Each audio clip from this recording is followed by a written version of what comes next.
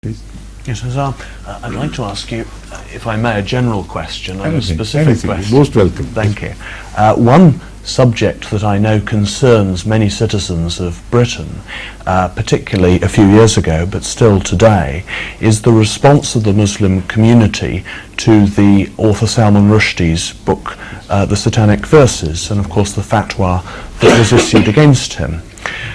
What I want to know in specific terms is, do you support the fatwa that was issued against Salman Rushdie? And in general terms, if you do, to what extent do you think that violence or the threat of violence is justified against those who offend against but I think religion? this question is only directed in one direction, while the other direction should also be contained in this question, as to the reaction of those who support Salman Rushdie's behavior and conduct, and who praise his work as an excellent piece of art, praiseworthy piece of art.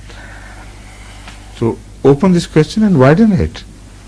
Otherwise it will be not fair for me to only answer you in one direction while the other direction is left unattended. This question has to be taken in totality. That's what I mean.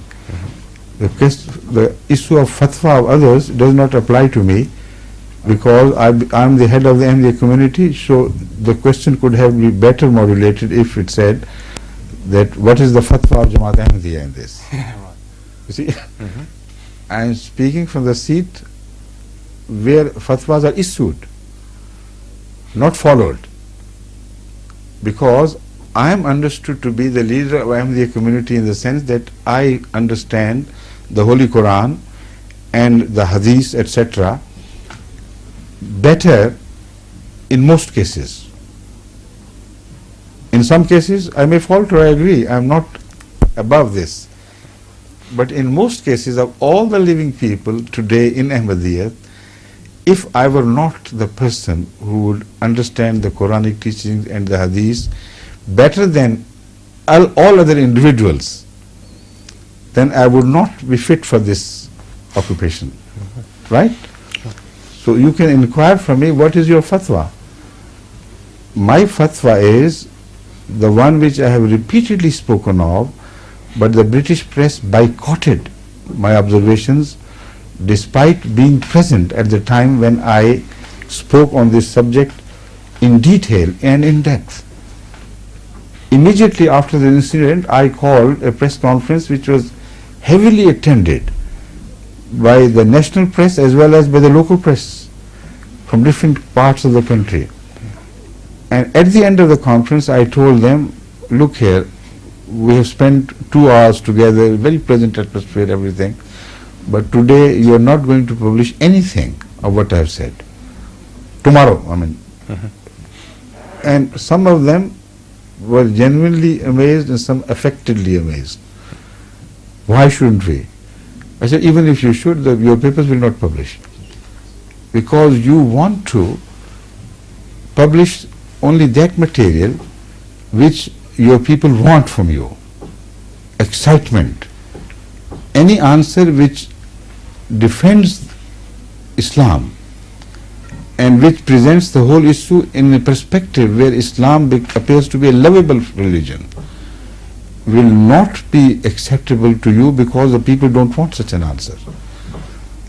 They want an answer which helps Khomeiniism to be highlighted. So if I have said whatever Khomeini had said, you will publish the flashing headlines. The head of the Ahmadiyya community fully supports this, and every paper will cover. But because I have rejected his fatwa, and because I have explained according to with reference to the Holy Quran that no man has a right to punish anybody for any blasphemy, you are not going to publish it, and it was not published. The next day, as if no conference had taken place, because your press is becoming like a mafia. it follows unwritten, undictated policies which the press thinks suit the Western interests. If anything is published which brings Islam closer to the hearts of the Western people, then that publication would make that press as much unpopular, to that degree unpopular, because that is not what is in the air we see. Today you want Islam to be kept at distance. Now maybe largely because Islam is presented to you by extremists today, but those extremists who present Islam, they are never questioned as to the validity of their views on Islam, while this is the issue which should have to be brought to the focus of attention. Because it's a long answer, and I know all of you are extremely very intelligent people and educated, you will understand the points which are relevant and which are central to the issue. All discussions on Rushdie or other such things should focus upon the teachings of the Holy Quran and their correct interpretation. That should be debatable. Khomeini has a right to interpret the Quran and the Hadith in his own way, so have I. But it should have been publicly discussed with reference to the teachings, not with reference to the disposition of certain leaders, not with reference to the political dictates of the Muslim country, but with reference to the religious dictates of Islam itself. So that is where they have gone remiss everywhere. No questions were raised in this direction. Oh, all right, Mr. Khomeini, come on, bring your arguments based on the Holy Quran. And then any sensible person who has any knowledge of the Quran could have rebutted those arguments and stilled his voice. That was not done.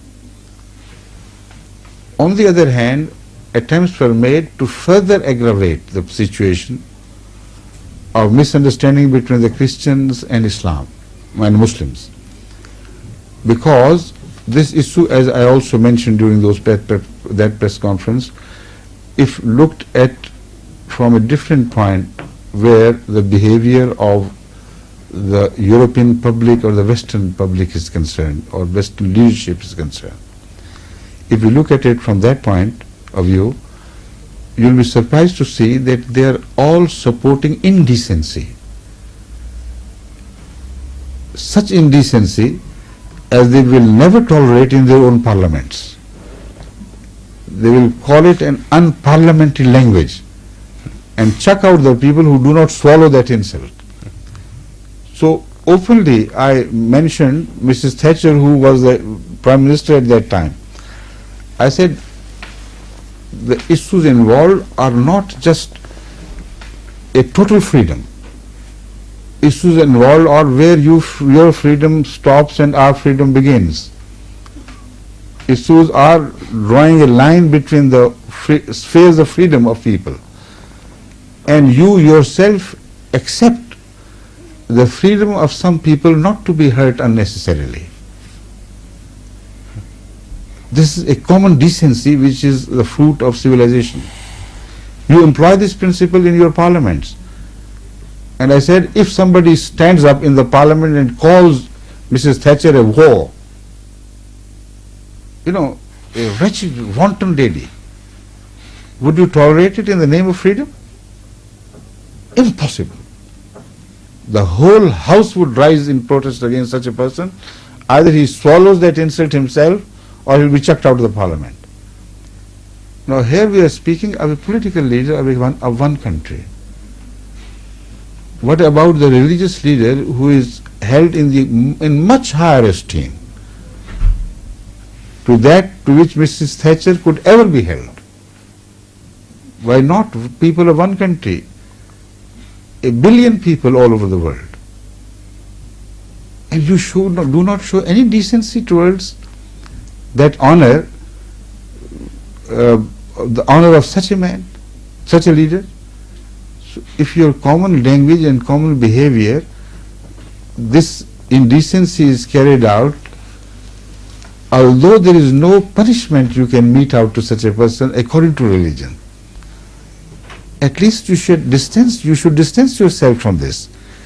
At least you should condemn the indecencies contained in Salman Rushdie's book. Anybody who has read it would know that right from the beginning he is out at insulting and through aspersions on the characters of all the near ones to Hazrat Muhammad Rasulullah, his wives, his companions, in the foulest language, see, which even hurts the sensibilities of modern people in relation to the modern things. And to abuse somebody who is dead and abuse a generation who are dead, who are held in such high esteem of holiness by 1/5 of the total population of the world, and for you to praise him and to award him when you support him, what does it indicate? It's reflective of your own internal distortions. So there should have been voices raised in condemnation. If that had been done, the reaction of the Muslim world would be completely different. They would have begun to respect you. They would have started coming closer to you. And it would be they who would condemn Salman Rushdie, Khomeini. What's this nonsense? The decent people of the world have already punished this man. But this is not what happened. So the fault is on both the parties, equally or unequally shared, but the fault lies on both sides. Right? Yes. And you think that Khomeini inflamed the situation? Yes.